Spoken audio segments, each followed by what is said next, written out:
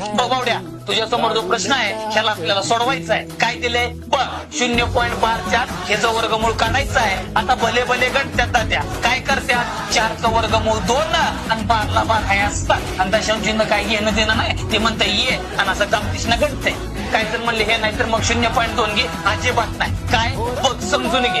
पहिल्यांदा आपण काय करूया, 0.54 म्हणजे काय ते समजून घे. तुला मागे सांगितलं, जेव्हा दशांश चिन्हाच्या नंतर बार येतं तेव्हा काय करायचं, बार मध्ये गेल्यावर काय करतो, 90 लावतो. म्हणजे छेदामध्ये 9 लिहायचं. बार काढायचा, छेदामध्ये 9 लिहायचा, कंपल्सरी 9 लिहायचं. आणि आता दाद्या ह्याचं वर्गमूळ घे.